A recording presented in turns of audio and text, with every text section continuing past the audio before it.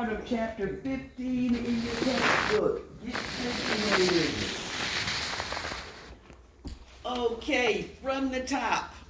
Here is your working definition for Reconstruction. Period following. Period following. The war between the states, wherein the former Confederate states were readmitted into the Union. Period following the war between the states. After Civil War. No. Get out of the habit of saying Civil War. When you are at war with somebody, you are not being civil. Okay. Learn to say war between the states, wherein the former Confederate states were readmitted into the Union. Now, Reconstruction can be divvied up into 3 phases. First one is presidential Reconstruction.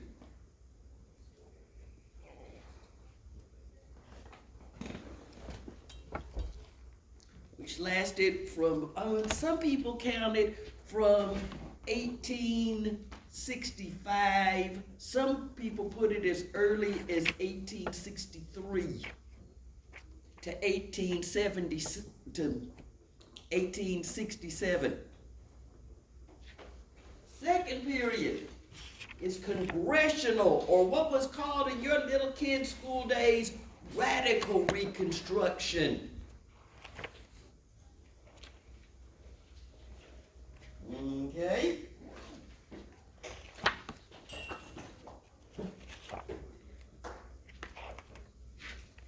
That lasted from 1866 to 1877. And lastly, Black Reconstruction, which lasted the whole period.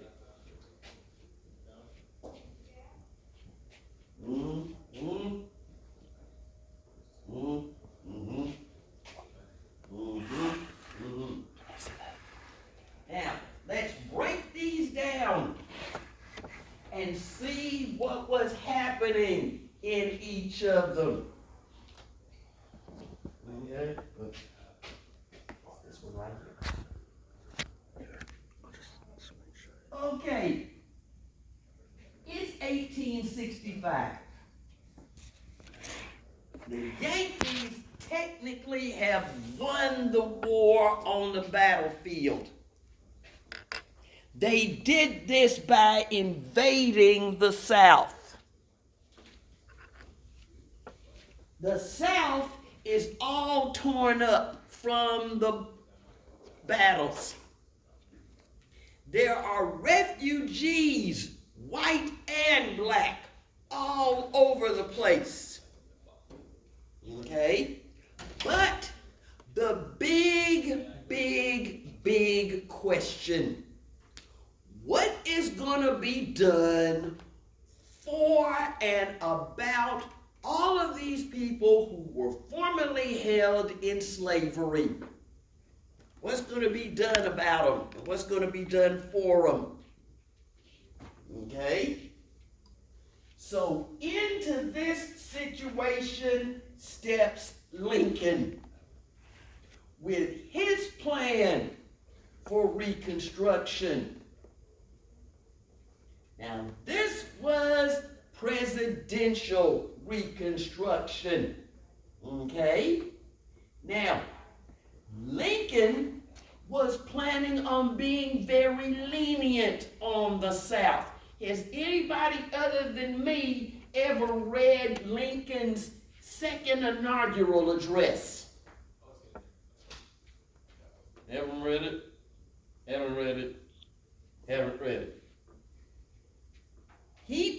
began this second inaugural address with malice toward none and charity for all.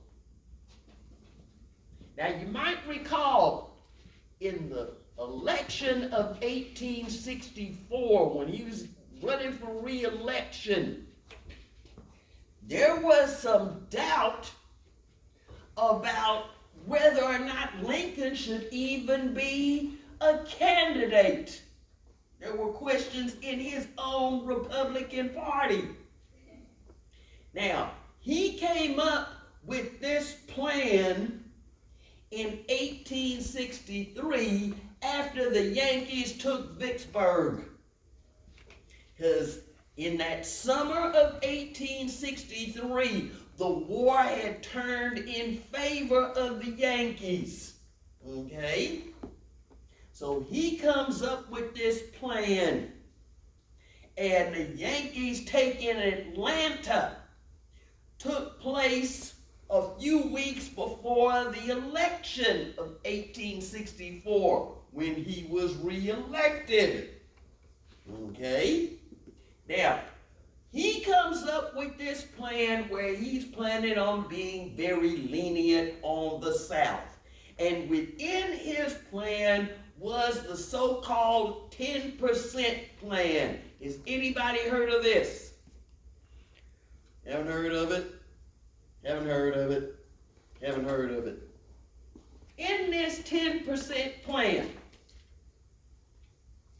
he called for as soon as 10% of a southern state's population swore loyalty to the Union, that state could rejoin the Union. Okay? Well, there were members in Lincoln's own party that didn't cotton to the 10% plan. You know what they were saying? Oh, this is just lovely. They're saying, you are planning to be so kind and generous to a bunch of people that have brought us nothing but grief? No, not today. They came up, these are the radicals on the far right in the Republican Party. They came up with their own plan, the Wade-Davis bill. Instead of 10%, Wade-Davis called for 50%. Well, Lincoln thought the Wade-Davis bill was too harsh. And Lincoln being Lincoln, but more importantly, Lincoln being president, pocket vetoed the bill. Does anybody know what a pocket veto is? The president said no to the bill. Kinda, sorta. Okay, that's a six-pack. Can anybody help her out? Help her out. He's like keeping it for later. Something like that. Like putting it in your pocket. I don't know. That's sort of what my teacher said. Yeah. Like he put it in his pocket so that he could use it later. He put it in his pocket, but he wasn't planning on using it later. Okay, that's a six-pack too. You know, pocket veto is when a president doesn't sign a bill into law before Congress goes out of session. He took the Wade-Davis bill, put it in his back pocket, sat on it, didn't do anything with it. Congress went out of session. He still hadn't signed the bill, so the bill was off the table. That's a pocket veto. Okay? Now, after he pocket vetoes this bill, he kept himself relatively busy until he got shot. Okay? Lincoln Lincoln, you might recall, was the first American president to visit a captured foreign capital. He went to Richmond. Okay? Now, you all know the front stairs and the back stairs story of the Lincoln assassination. What do you know about it?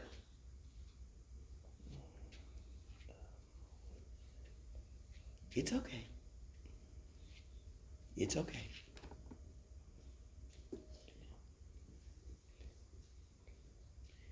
Don't recall? It's all right. You know what happened All in right. the theater? Excuse me? You know what happened in the theater? That's the front stairs story. Do you know the back stairs story? Let me enlighten you.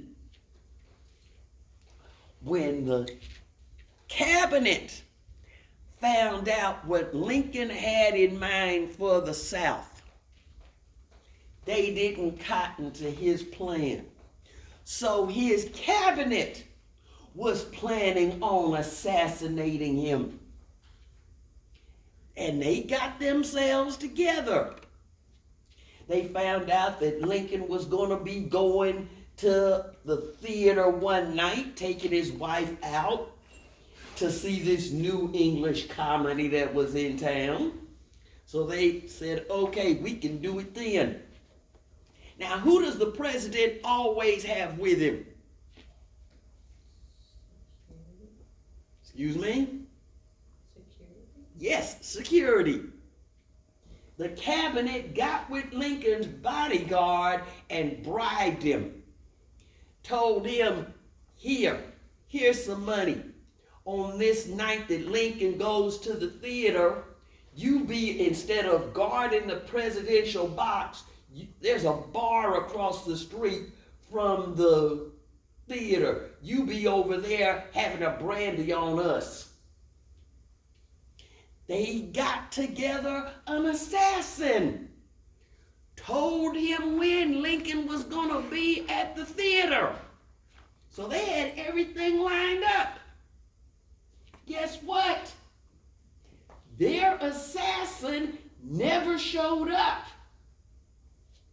And to this day, historians are not sure who he was and why he didn't show up. But who did show up? John Wilkes Booth, from the most prominent Shakespearean acting family in the country. He worked at Ford's Theater, so he had the run of the place. He comes up to the theater. He was part of another conspiracy to kill Lincoln. He goes to the theater. He's a public figure. People know him. Oh, Mr. Booth, I saw your last performance. You were brilliant. Thank you, thank you. Did you know that the president is here tonight? Yes, I know the president is here. He goes to the presidential box. No bodyguard. Now, the way the presidential box is laid out, there's an outer door that goes into this little room, and then there's the inner door that goes into the box. Booth goes into this outer door, into this little room. In this little room, he takes out a .22 Derringer and a dagger. He slips into the presidential box. He gets right up behind Lincoln, puts the .22 by the back of Lincoln's head, bang, shoots him in the head. Then he jumps out of the presidential box and lands funny on the stage. When he lands on the stage, he gets up, he holds up that dagger, and he says, "Sic semper tyrannis," thus always to tyrants, the state motto of Virginia, where he's from. Then he limps off the stage, makes his way to his horse and escapes. The audience thinks it's part of the play. But then they hear Mary Lincoln screaming, and they know something is terribly wrong. Miraculously, Lincoln was still alive. But there wasn't any time to get him back to the White House. They take him to a boarding house that's just across the street from the theater. They didn't have the know-how or the technology to get the bullet out of his head. All they can do is wait. And the next morning, Lincoln died. Now, when Lincoln died, the South lost its best friend. So now, he's dead, and he's succeeded by his vice president, Andrew Johnson of Tennessee. Okay? Now, Andrew Johnson was one of quite a few Southerners that did not want the South to secede. Okay? He blamed the slaveocracy for the war. Okay? Now, Johnson is an interesting case. He was another Democratic president that had to deal with a Republican Congress. Sound like anybody you know? Okay. Now, when all the rest of those Southern congressmen and senators left the Congress, Johnson was the only Southerner that stayed. Okay? And when Yankee forces took over his state of Tennessee, Johnson was made the military governor of Tennessee. So Johnson was pro-union. Okay? That's on the one hand. On the other hand, he was a white supremacist. And he made plenty of public statements to let you know just where his head was. Look at this. This is a country for white men, and by God, as long as I am president, it shall be a government for white men. It doesn't get too much plainer than that. Okay? Letting you know exactly where his head was. Anything anybody doesn't understand. Got it? Got it? Got it? Okay, now, tell me something. You are the president of the United States. I am not telling you to run for president, okay, for any of the major or minor parties, all right? And when you come into office, you don't have to deal with the Congress for a while. What are you going to do? Run for president? No, you're already in. When you get in, you don't have to worry about the Congress for a while. What are you going to do? Change the law? Why? Because I think the Congress is the important part. Yeah. Well, possibly, okay, but you don't have to deal with them for the moment. What attitude is that going to give you?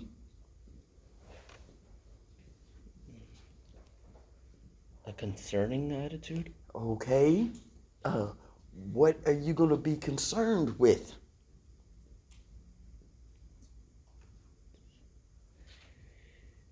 How to bring the Congress back. Oh, they're gonna come back. Don't worry, they always come back. Okay. If you're in and you don't have the Congress to deal with for a while, you are gonna use the power that you have while you can. Okay?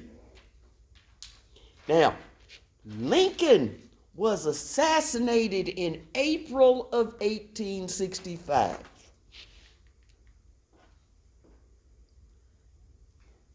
Congress wasn't coming back until the 4th of December, 1865. That's 8 months that Johnson doesn't have to worry about the Congress.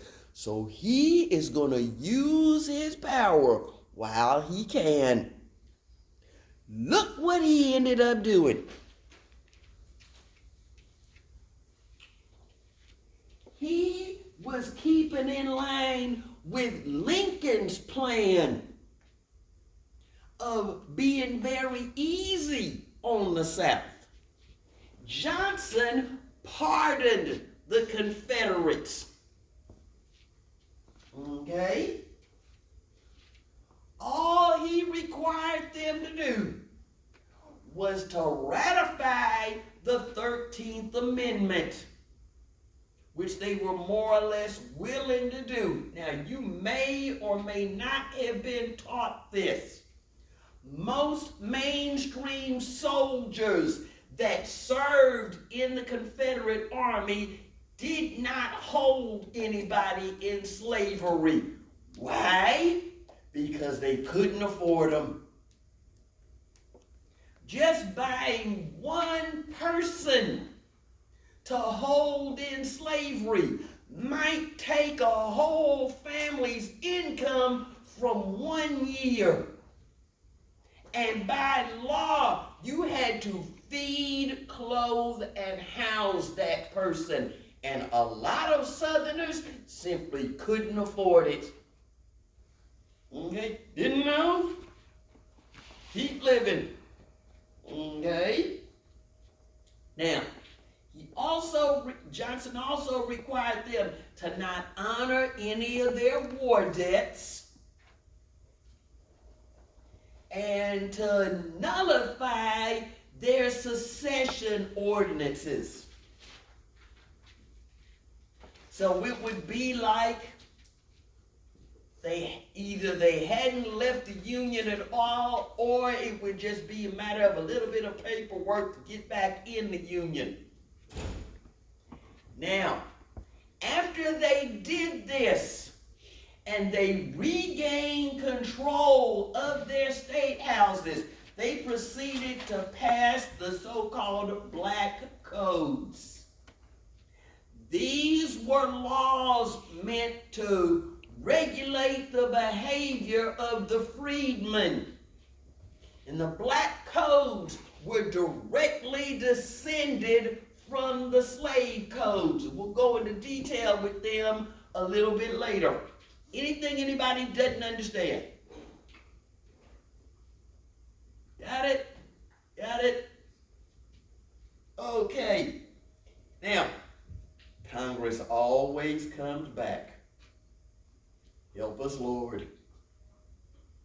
As soon as they came back in December of 1865, they started having their little tiffs. Okay? Tiff number 1. Early 1866, Congress sent Johnson 2 bills. One bill was to strengthen the Freedmen's Bureau. Okay. The other was the Civil Rights Act of 1866. Johnson vetoed both bills, but Congress had enough votes to override his veto.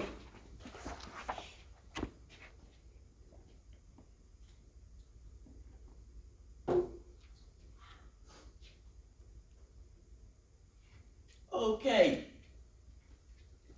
Tip number 2. Congress passed the 14th Amendment and sent it to the states for their ratification. This time, Johnson is gonna be slick. He decides, okay, I'm not gonna go into this head on. I'm gonna work behind the scenes. He worked behind the scenes, telling the southern states not to ratify the 14th Amendment. It went on the books anyway. Pitiful, pitiful, pitiful. And we save the best for tip number 3. It's getting close to time for the elections. Okay? Midterm elections in 1866. The Congress is up for grabs. Now, you know, have you ever seen presidents out putting on the good blue suits and going out and campaigning for their parties? Kinda, sorta.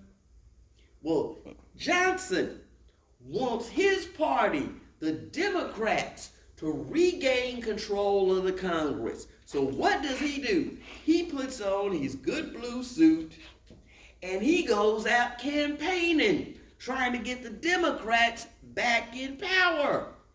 Guess what? Oh, this is lovely.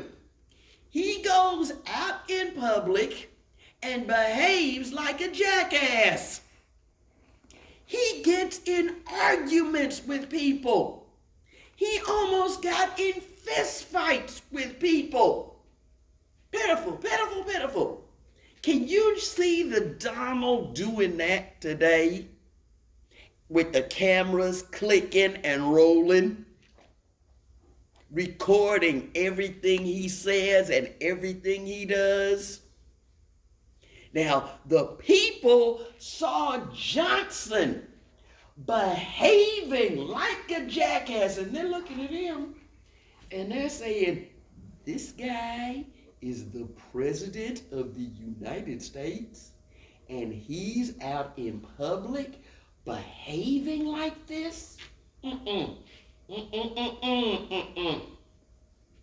We may not be able to vote him out of office, but we can do our bit to make sure he is kept under control.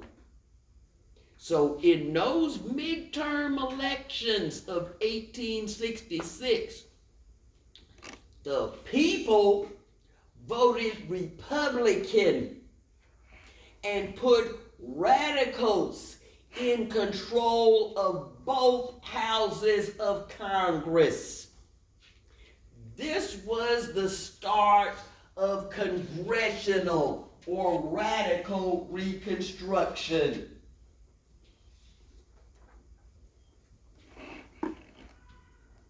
Okay? Anything anybody doesn't understand? You got it? Got it? Okay.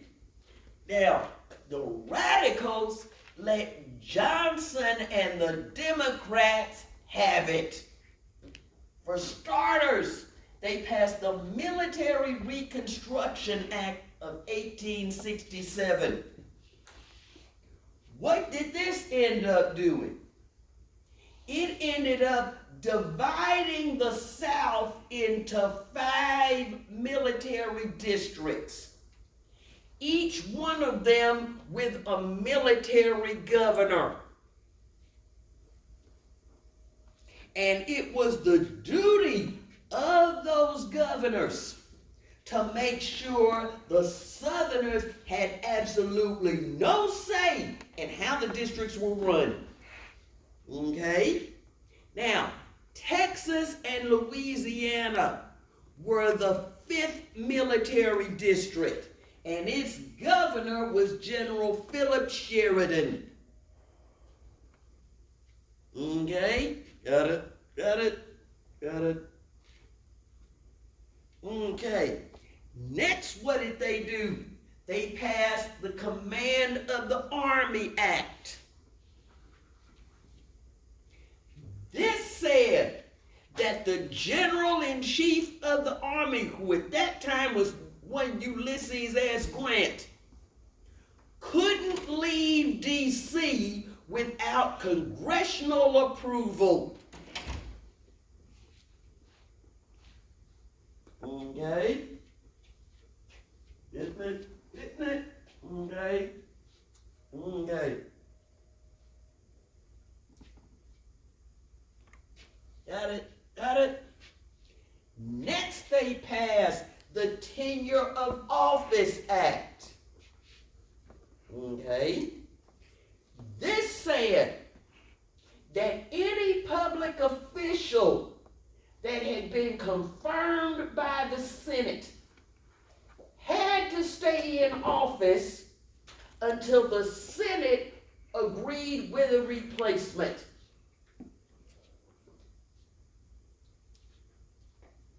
Okay? Got it? Got it? Anything anybody doesn't understand? Got it? Got it?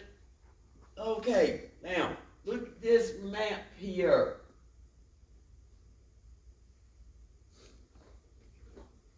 This is how the South was divvied up, and you can see here, Texas and Louisiana, Military District number 5. Okay? Now, after the radicals passed all those acts, they're feeling pretty confident. They think they've got Johnson trapped. He can't get to the military. He can't replace any public officials he didn't want. They're feeling pretty confident. In fact, they are feeling so confident that a lot of them start mentioning the I word. What do I mean by the I word? Impeachment? 2 cases of bud. Yes, impeachment. Now, does anybody know what impeachment is? To forcibly remove a president from office. Well, first is to bring the charges against them. And then if they're convicted, removing them from office. Okay? Now, for the Congress, I don't know, you all might be a little young for it. Does anybody remember when President Clinton was impeached? Don't recall? Don't recall? Okay. And I watched all of it, okay? Congress impeachment powers are in a couple of places in the Constitution. In Article 1, Sections 2 and 3, and in Article 2, Section 4. Now, is anybody in here taking government class? You taking government class? Sooner or later, you're going to run across impeachment, okay? The House of Representatives investigates to see if a president has done something kind of iffy and whether or not it comes up as an impeachable offense. They vote on the articles. If the articles are passed, the actual trial is held in the Senate with the Chief Justice of the Supreme Court presiding over the trial. You'll come across that. Okay? Now, you just started this class? Okay. Clue you in on something else. Okay? I don't know if they do it the same way they did it in my day, But there's a whole chapter on committees. Okay? Now, there are two types of committees in Congress: permanent committees and ad hoc or temporary committees. One of the permanent committees is the House Judiciary Committee. Okay? This is the committee that investigates if a president does something that looks kind of iffy. Okay? Now, this committee, controlled by radical Republicans, looked and looked and looked for something that they could possibly impeach Johnson on, but they couldn't find anything. But Johnson, jackass that he was, ended up being his own worst enemy. Look at this. He tried to fire Edwin Stanton, the Secretary of War. Bad move. Very bad move. Does anybody know why this was a very bad move?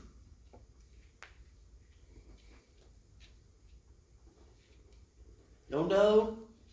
Don't know? Don't know? This was a very bad move for two reasons. One reason was Stanton was a member of Lincoln's cabinet, and Lincoln was still being mourned. The other reason was Stanton was in tight with the radicals. Johnson tries to fire Stanton. The radicals were saying, oh, we got him now. We got him now. Because now they can try to get Johnson for violating the Tenure of Office Act. And get this. The Tenure of Office Act was illegal. Didn't know? Yes, it was illegal. So, House of Representatives, controlled by radicals, adopts articles of impeachment. Then they send the whole shebang over to the Senate for the trial.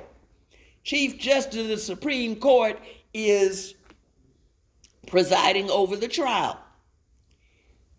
They have, just like with a trial, you have witnesses, you have the state presenting its case, you have the defense presenting its case.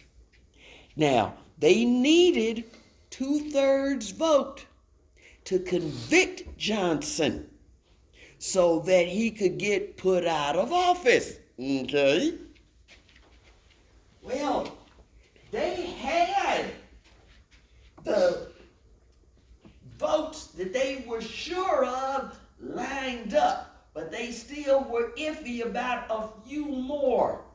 Okay? Now, in February of 1868, they're ready to vote. They had 2 votes on this. Both times they missed a 2/3 majority by 1 vote. But those 1 vote misses, for the time being, saved the prestige of the presidency. They wouldn't try it again until the 1990s, where once again a Democratic president would be impeached by a Republican-controlled Congress. You had a question? Okay. Oh, no. You had a question. Go ahead. Oh, no, I was just scratching my hair a little Oh, bit. okay. Sorry. I mean, it's okay. When you have an itch, you scratch it. That's it. Where was I? Oh. Once again, a Democratic president got impeached by a Republican-controlled Congress, and he wasn't convicted then either. Anything anybody didn't understand? Got it? Mm-hmm. You brought up Clinton's impeachment. Mm-hmm. Do you want to expand on that? I'm curious. I ain't never seen so much blatant self-interest in my life. You know why okay. You know why he was put on trial? Because he was fooling around on his wife. And then, go ahead, they didn't convict him. You know why they didn't convict him? Because for one thing, a bunch of them in that Senate chamber were doing the same things. And for another, if they had convicted him, they would have been giving the other side a precedent to use against them. So he stayed in office? Yeah, you I don't know. didn't know? You're in school to learn. It's cool. Yeah, he stayed in office. A lot of it, he stayed in office. And today has his presidential library, and I still think Hillary would have been a good president, but the Donald defeated her. Okay? Oh yeah, Bill stayed in. Hillary was probably mad at him, but he stayed in. Okay? Oh, goodness gracious. You should have seen them. You must have been too young to remember, or if you were even born. When they're getting ready to vote, here come these senators up there, button the top button in their jacket and everything, on camera, looking good, and they weren't gonna sabotage their own chances of possibly running for president later. I've never seen so much blatant self-interest in my life. And it was on camera, and now it's on tape. Anything anybody didn't understand? Got it? Okay. Oh yeah, and that kind of mess is still going on in DC. You heard it here first. Okay.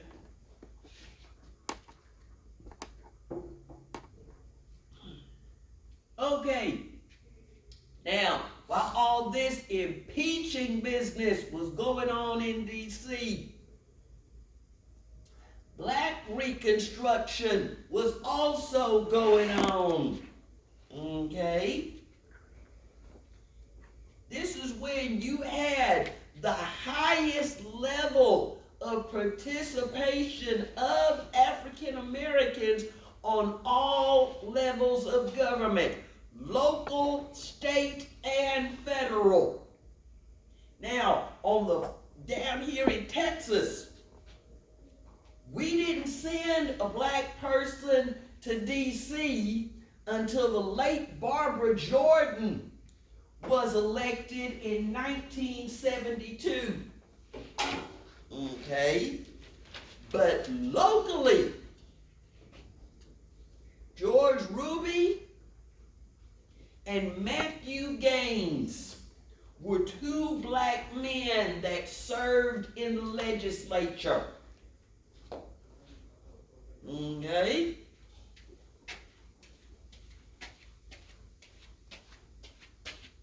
Yeah, okay. Now, you may or may not have been taught this.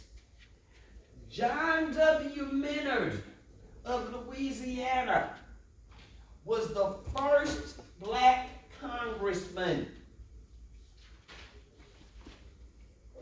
Okay?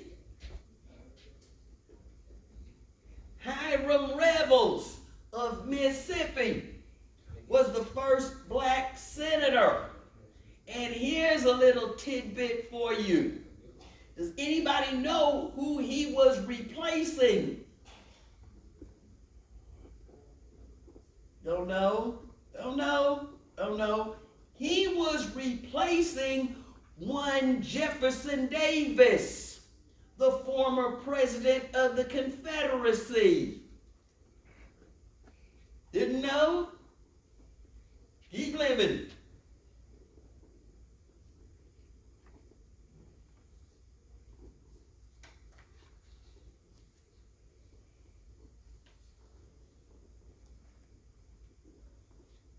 Got it? Got it? Okay, now, did you get that? Okay. Now, between 1869 and 1902, what did the can do something? Oh, I just read the ingredients. Oh. You know. Hoping that Nutrition. it's gonna turn on you, okay? Between this time period, the state that sent the most African Americans, oh, I didn't realize, okay. During this time period, there were plenty of cultural things going on for freedmen all over the South, okay? Now, here's an announcement from General Sheridan's office, one of his local agents, announcing that everybody held in slavery in Texas was now free. This was the Juneteenth announcement. Okay? Appearing in the Galveston newspaper. Okay? Now, here are the two African American men who were serving in the Texas legislature, Matthew Gaines and George Ruby. Okay? Now, let me get right up. Okay. The state that sent the most African Americans to Congress was South Carolina.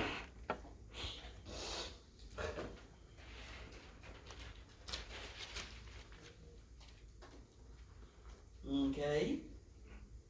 Now, all over the South,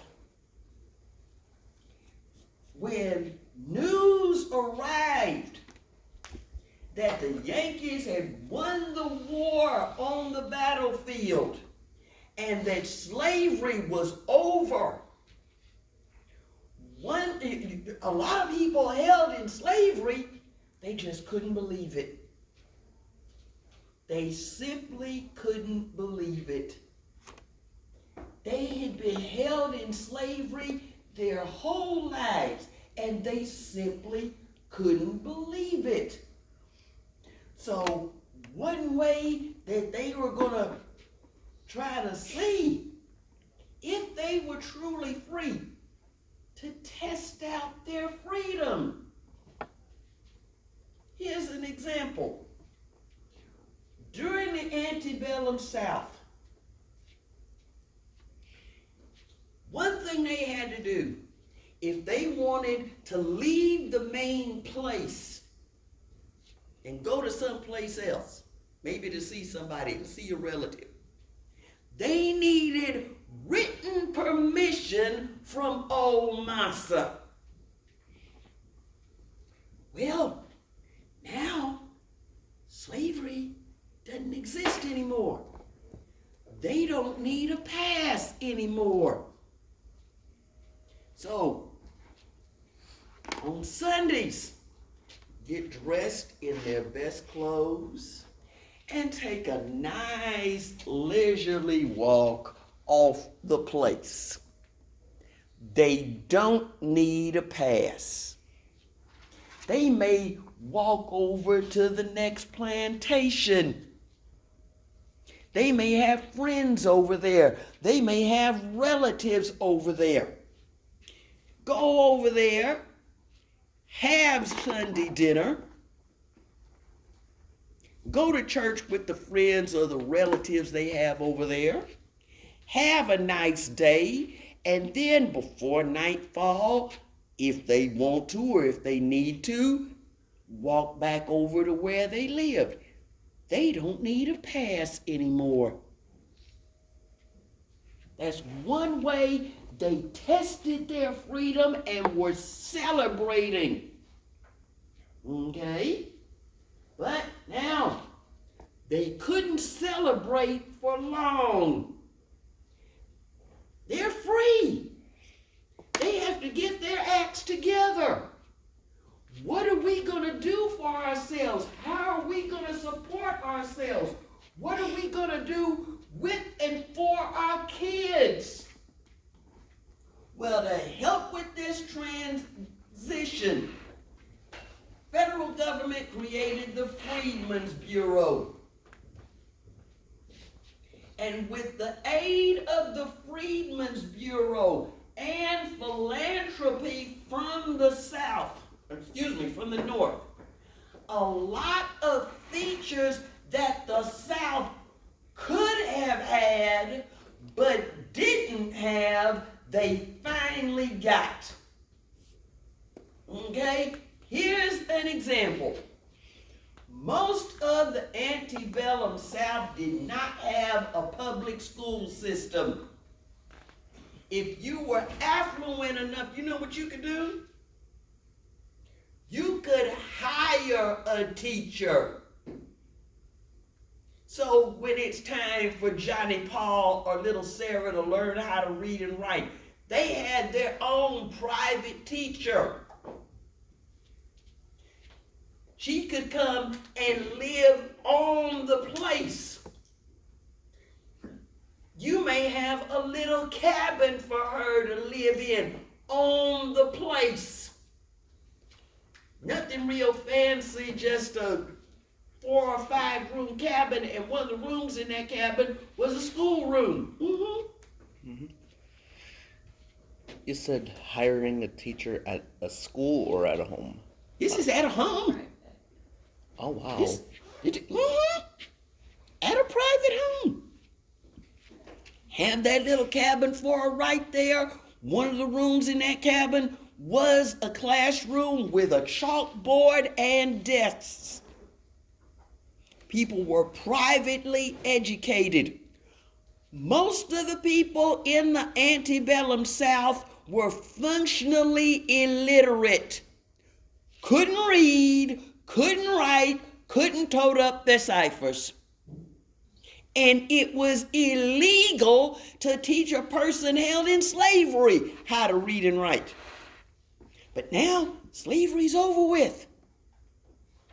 So they could learn to read and write. For a lot of freedmen, the symbol of their freedom was being able to send their kids to school.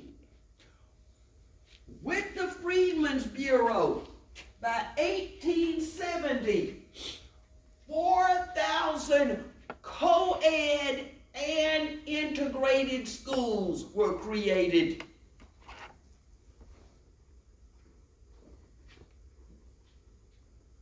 Okay?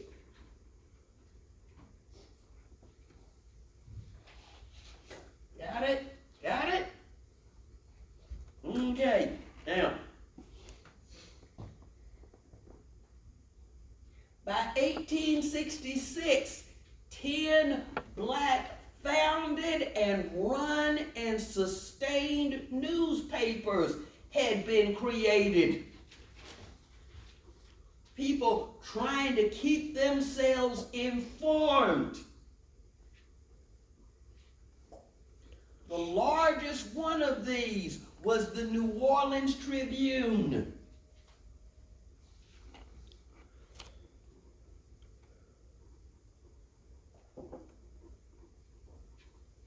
Got it? anybody know what a newspaper editorial is?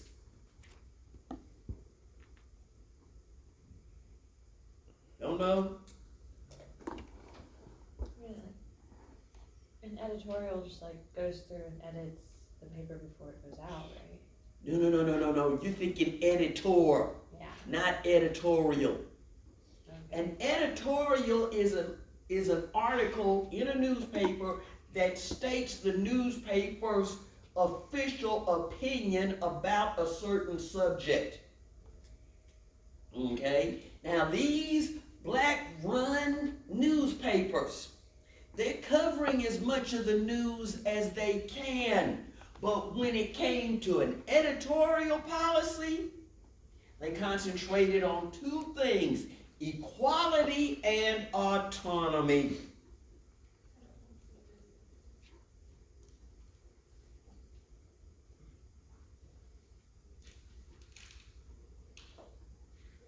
Okay? Got it? Got it? Now, the best way for the freedmen to be able to support themselves and their families was for them to have their own land. Now, according to the Freedmen's Bureau and figures they had in the federal government, there were 850,000 acres of land in the South that had either been confiscated or abandoned by their owners. Now, the head of the Freedmen's Bureau, General Oliver Howard, here's what he told his local agents to do.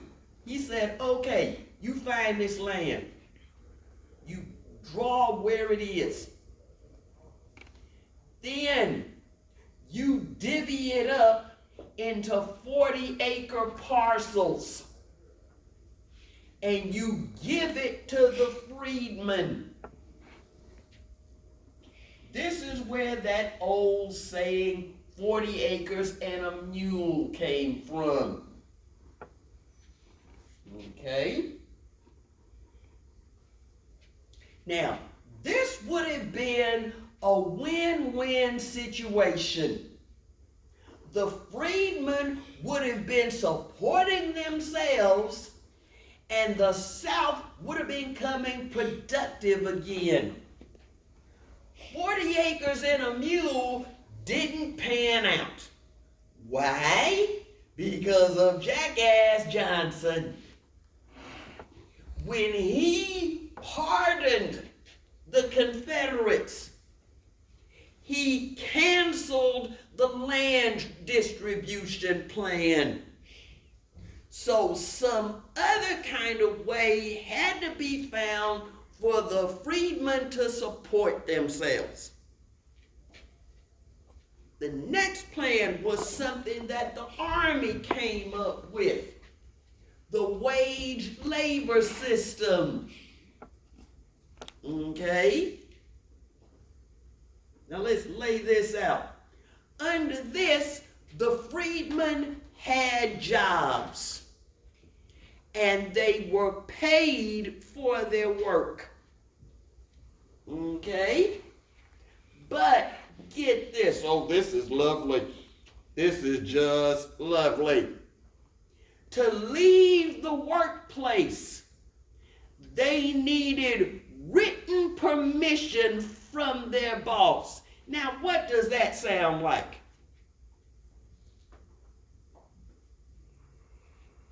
If they needed written permission to leave the workplace, what does that sound like?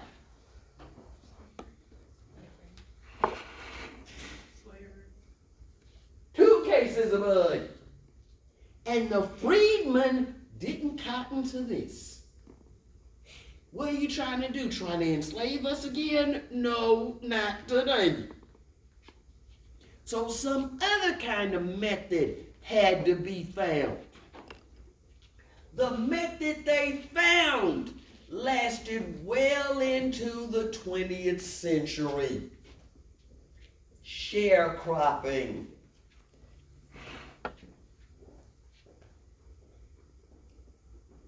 Oh, and in some places, if people aren't informed enough, it's still going on. Look at this. Okay.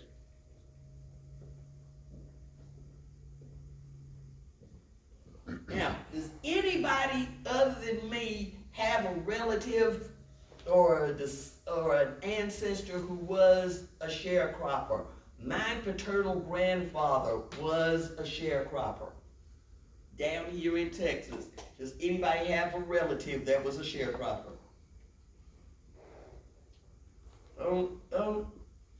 Let's lay this out. The duties of both sides in this was laid out in a contract. The landholder provided everything that sharecropper needed. Seeds, tools, everything they needed to produce this crop. The tenant, the sharecropper, would be working independently. Now they thought this was a really good system, but sharecropping had some very nasty hooks in it that nobody realized about until it was way too late. Okay? Now, here's one. I might be a relative to many sharecroppers. According What state? What state were they in? It was in the 19th century, Mm-hmm. and it could be from anywhere. Okay, but you don't know, were they in Texas or were they someplace else? Both. Both? Okay. Let's get this. Okay. One of the hooks in sharecropping, the tenant farmers, the sharecroppers, didn't have any cash. And they still needed food and clothing and other supplies for their families. Now, oftentimes, it was laid out in this contract that they had to get their supplies from a certain store. Now, that landholder was either partial or entire owner of that store. Okay? And since the sharecroppers didn't have any cash, they had to get their supplies on credit. Now, that landholder is the only one with any kind of education to be able to keep any kind of records. Okay? He could tote up his ciphers just barely. Okay? Then, it was stipulated in this contract that the sharecropper would turn over part of the crop as rent. Okay? That landholder wouldn't pay the sharecropper what he had actually earned. He paid him what he decided to pay him. So, harvest time. Sharecropper goes to landholder to settle up. The landholder paid him what he decided to pay him. And then the sharecropper had to go and settle up his bill at the store. He started out the year broke. He ended up the year broke. And then when the next seed season started, had to start it all over again. So you are talking about a bunch of people that are constantly in debt. And the longer they stayed in sharecropping, the deeper in debt they would get. Let me tell you a story about my paternal grandfather. He and my grandmother raised my father, my aunts and uncles out in a town called Calvert. That's north of here. The last year my grandfather was in sharecropping, you know how much money he earned for a whole year's worth work? $15. And then one evening, he and my grandmother were sitting on their front porch. This is 1939. A neighbor of theirs passing by the house tells him, "Hey Jones, the railroad is hiring. Why don't you come with me tomorrow and get a job with the railroad?" My grandfather says, "Okay." So the next morning, they all got up. My grandmother made breakfast, got my grandfather's stuff together. The same neighbor comes by, and my grandfather goes with this neighbor to the railroad office, and he got a job with the railroad.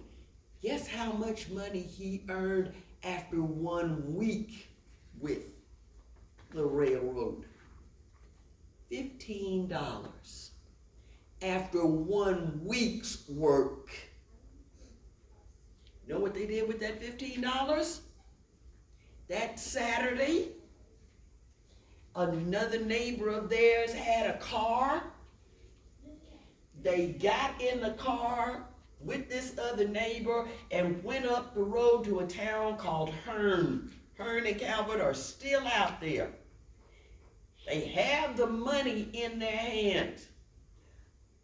Go into the grocery store, buy a month's worth of groceries, and still had money left over. Brought the groceries back home, put them away, and that next Monday morning, my grandfather went back to work with the railroad. Worked for them for over 30 years, as long as he was physically able. Earned enough money to buy the house they lived in, send a bunch of my aunts and uncles to college. They would not have been able to do that if they had stayed in sharecropping. Those landholders hated the railroad with a passion, because the railroad, when you work for the railroad, you got money in your hands every week. You weren't doing that. That wasn't happening to you when you were sharecropping. They were making money every week, and they achieved a higher standard of living for their families with the railroad. Okay? They hated the railroad with a passion. Okay? Now, here was another hook of sharecropping. Oftentimes, again, it was stipulated in that contract what crop the sharecroppers were supposed to grow. More often than not, they opted for cotton. They honestly thought that they could make cotton king again. They honestly thought that. Here's something you may or may not have been taught. The cotton industry went through its own Great Depression before before the Great Depression hit the whole country. And very little money was made off of cotton compared to before the war.